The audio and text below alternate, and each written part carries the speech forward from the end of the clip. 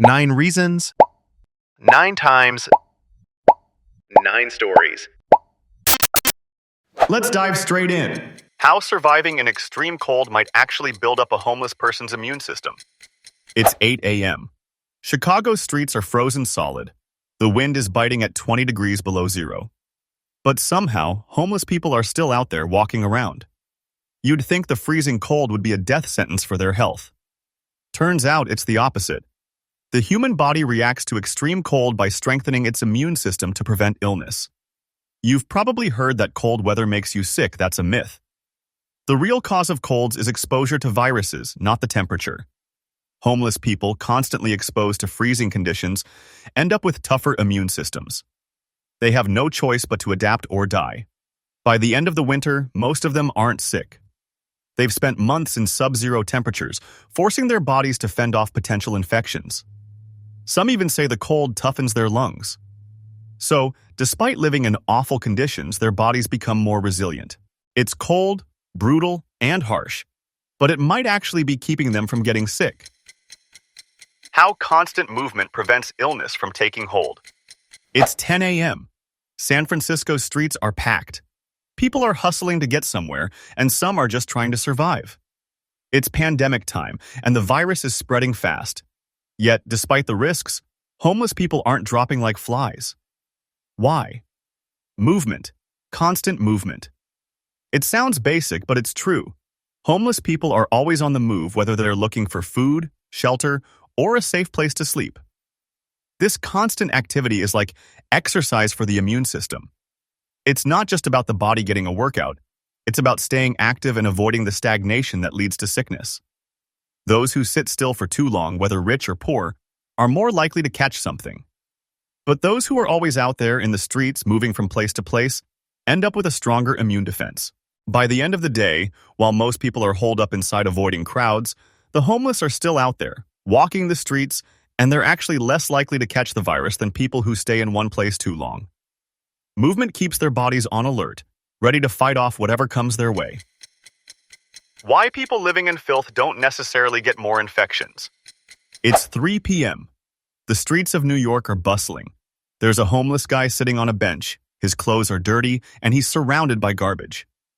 You might think he's a walking health disaster, ready to catch every disease imaginable. But what's really happening here? For one, exposure to dirt and filth actually helps build up a person's immune system. That's right. A homeless person's constant contact with bacteria, dirt, and even germs can help their body adapt and become more resistant.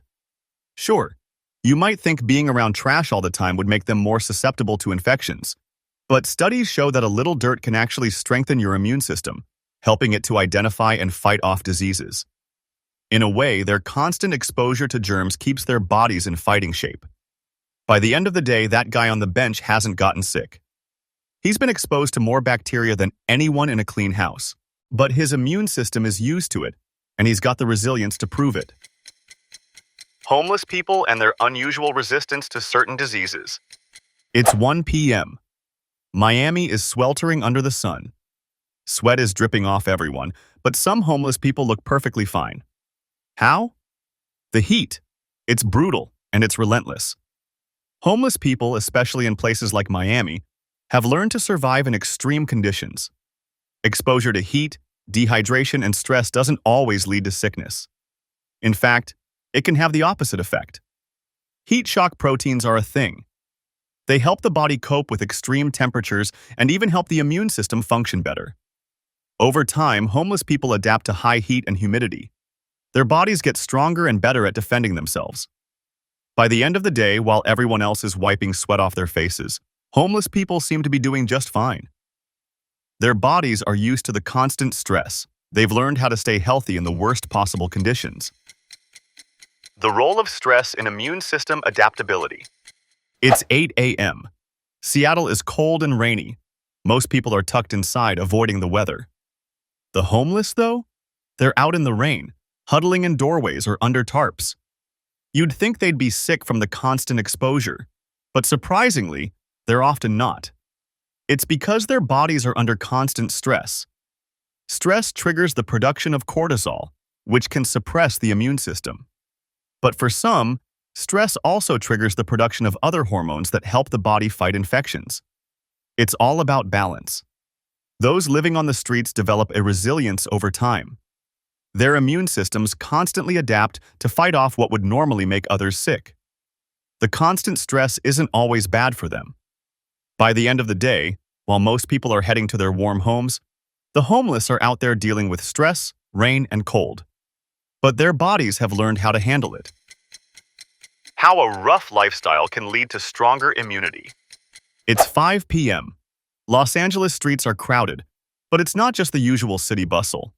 The homeless are everywhere.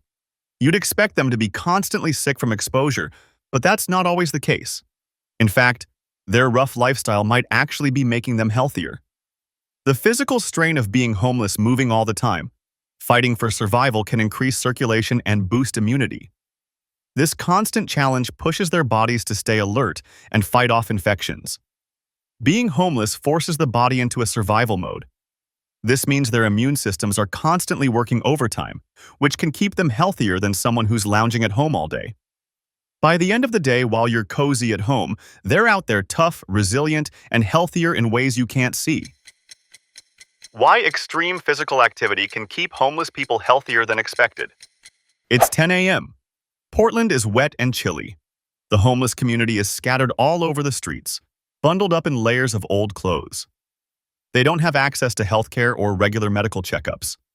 So, why don't they get sick more often? It's because their immune systems are constantly on high alert. They're always dealing with minor injuries, infections, and illnesses. The body responds by boosting its immune defenses. It's like how soldiers get stronger with each battle. The more exposure they get, the more their bodies learn to handle it. By the end of the day, despite lacking medical care, these people don't get sick as much as you might think. Their immune systems have learned to fight off infections on their own. Exposure to nature and natural immunity in the homeless. It's 7 p.m. Denver's streets are cold and snow is falling.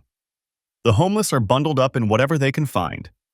You'd expect the cold and harsh conditions to make them sick. But strangely enough, the opposite is true. Exposure to natural elements like cold and even bacteria actually strengthens the immune system. The more they're exposed to harsh conditions, the better their bodies get at handling them. Cold weather, dirt, even germs their bodies adapt. By the end of the night, despite the freezing temperatures, the homeless are better prepared to fight off diseases than most people who stay inside, sheltered, and away from the elements. Why lack of health care isn't always the reason homeless people don't get sick.